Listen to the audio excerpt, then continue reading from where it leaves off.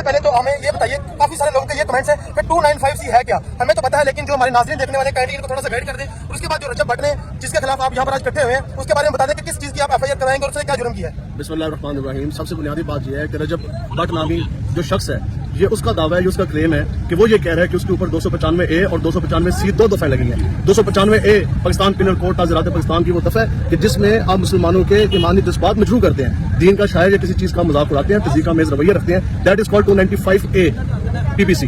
اور 295C جو سے ہے وہ امام الانبیاء علیہ السلام کی شان اقدس کے اندر کوئی اگر توہین کرے تو وہ ہمارا میں نے اس کا بھی جو ہے ID کارڈ پہ میں نے اس کا جو ویریفیکیشن کیا اس کا میں نے CRO کروایا ہے, اس کے اوپر 295A اور 295C دونوں میں سے کوئی پرچہ نہیں ہے اس کے اوپر. دیکھیں یہ تو آپ کہہ رہے ہیں نا, ہم تو یہ پوچھنے آئے ہیں کہ جو شخص خود یہ کہے کہ میں دہشت گرد ہوں, جو شخص خود یہ کہے کہ میرے اوپر 295C اور 295A کا پرچہ ہے, تو یہ تو جو ہمارے ادارے ہیں, جو ہمارے انسٹیٹیوٹس ہیں, بالخصوص law enforcement agencies plus police force, یہ تو اس کی کریڈیبلٹی کے اوپر جو ہے وہ کوسچن مارک ہے. ہم تو یہ پولیس سے پوچھتے آئے ہیں کہ اس کو کسٹڈی میں لیں اور آپ جو ہے اس سے انٹروگیشن کریں, انویسٹیگیشن کریں. لیکن یہ تو تب بھی ہوگا نا جب فرسٹ انفارمیشن رپورٹ ہے لانچ ہوگی, تو وہ ہم کروانے آئے ہیں. اور انشاءاللہ یہ تو ابھی جس طرح مسلمانوں کے جذبات مجروح ہیں, اور آپ سوچ سکتے ہیں کہ بینگ اے مسلم کوئی شخص جس طرح اس نے 295A اور 295C کا مذاق اڑایا ہے, جس تضحیک آمیز طرح اس نے یہ دونوں ریفرنسز اسے دیے اور اس طرح وہ تہذیب اڑا رہا ہے, اس طرح تو ہو ہی نہیں سکتا نا کہ مسلمان ایسے کرے. اور اس کے بعد اوپر سے وہ کہتا ہے جی میں نے معافی مانگ لی. یہ تو اسی طرح ہی ہے کہ آپ جناب 1000 بندے مارے اور اس کے بعد آپ کہتے ہیں کہ میں نے معافی مانگ لی, تو ignorance of law number 1. Second چیز کہ آپ کوئی جرم کر جانے کے بعد کیا معافی مانگ لینا کافی ہے؟ یہ تو کھلا دروازہ دینے کی والی بات ہے. جو ہوا اس کا ذمہ دار کون ہے؟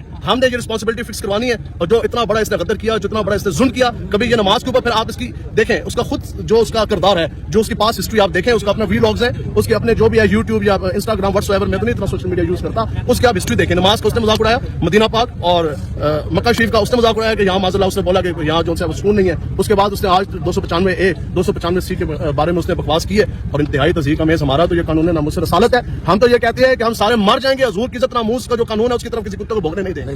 That's it. اگر اس نے توبہ کی ہے, قرآن پاک بات رکھی, کیا اس کی توبہ قبول ہے؟ اگر آپ نے کہی پولیس اس کو کسٹڈی میں لے, اس سے سوال جواب کرے, اگر پولیس کی کسٹڈی میں آنے کے بعد یہ کہتا ہے جی میں اس پہ توبہ کرتا ہوں, کیا اس کی توبہ قبول ہوگی یا نہیں؟ یہ تو آپ اپنے آپ سے پوچھنا. کوئی بندہ اگر گستاخی کرتا ہے تو وہ کیا کہے گا جی میں نے توبہ کر لی, توبہ ہو جائے گی؟ ہاں, کوئی بندہ غداری کرتا ہے فوج کے اندر, یا کوئی بندہ ایٹم بم آ کے ملک پاکستان میں مار دیتا ہے, پکڑا جائے, اب تو اس کو پتا ہے کہ حضور کے غلام جا کے یہ سارے لاہور کے حضور کے غلام آ گئے. آپ دیکھیں کتنی عوام ہے, اب تو اس کو پتا ہے کہ یہ سارے لوگ آگے. اگر تو کوئی ایسی بات تھی تو 4 دن گزرے, یہ تو اس کو پتا لگ گیا. بھائی میں آپ کو صرف اتنی بات بتا دوں کہ یہ ہو ہی نہیں سکتا. کسی بندے کا اندر صاف ہو, وہ کٹ سکتا ہے, وہ مر سکتا ہے, اس کی زبان کے اوپر قانون ناموس رسالت کے خلاف کوئی بات نہیں آ سکتی. یہ تو اندر کا گند ہے جو اس کا باہر نکل آیا. تو انشاءاللہ اس کے خلاف بھرپور کارروائی ہوگی. اور اگر پولیس نے کارروائی نہ کی تو جو ہمارا اعلان ہے جس لیے یہ بندے آئے ہیں, اس کتے کو گھر کے اندر جا کے میں کتوں کی طرح گھسیٹ کے لے کے آؤں گا تھانے میں. یہ نہیں ہو سکتا کہ بندہ بکواس کرے آدھی گلی سے نکل جائے, اس سے کیا خاک ہو جائے اور دف جل کر. ہم تو رضا جس وقت دم میں دم ہے, حضور کی عزت پہ پیرا دیتے جائیں گے. تاجدار ختم نبوت. السلام علیکم ویورز. آپ نے جیسے کہ اس پوری ویڈیو کو غور سے سنا ہوگا, دیکھا ہوگا, تو ایک بار پھر ان لوگوں نے رجب بھائی کے اوپر توہین رسالت 295C کے تحت ایک اور کیس ٹھوک دیا. خدا کا واسطہ ہے یار, خدا کا واسطہ ہے.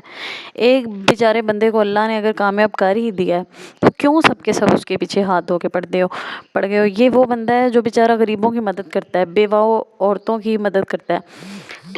کبھی اس نے کسی کے ساتھ کچھ غلط نہیں کیا. پھر میرا نہیں خیال کہ اس کے ساتھ یہ سب کرنا بنتا ہے نا. تو باقی اللہ تعالیٰ آپ کو ہدایت دے. میرا نہیں خیال کہ ہمارا اسلام ہمیں یہ سب اجازت دیتا ہے. ہم تو اس نبی کی امت ہیں صلی اللہ علیہ وسلم, رسول اللہ کی, کہ جنہوں نے ہر کسی کو معاف کرنا سکھایا ہمیں. میرا نہیں خیال کہ انہوں نے یہ سب سکھایا. جب وہ اتنے لوگوں کی مدد کرتا ہے تب تو اس کے حق میں کوئی نہیں بولتا, کوئی اس کو اپریشیٹ نہیں کرتا. لیکن جب تھوڑی بہت غلطی ہوگی بس جی اس بات کو پکڑ لی. اور بھی اتنی دنیا جو غلطیاں کری وہاں, تب یہ سب لوگ کہاں ہوتے ہیں نا.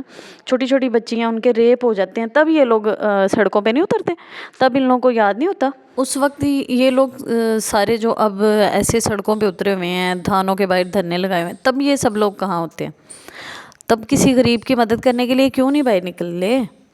اب میں ہی بتاتی ہوں, چلے میں کہتی ہوں کہ میں بہت زیادہ غریب ہوں, آئیں میری مدد کریں. میری فیملی بڑی غریب ہے, آئیں میری مدد کریں. کبھی بھی نہیں آئیں گے, کوئی سنے گا بھی نہیں ہماری آواز. لیکن ایک بندہ جس کے دروازے پہ ہر روز صبح اتنا رش لگا ہوتا ہے, وہ ہر کسی کی بات سنتا ہے, جتنی اس کی حیثیت ہوتی ہے وہ ہر بندے کی مدد کرتا ہے. باقی رجب بھائی اگر کہیں بھی کسی طریقے سے میرا پیغام آپ تک پہنچے تو اللہ کے حکم سے ساری بہنوں کی دعائیں آپ کے ساتھ ہیں.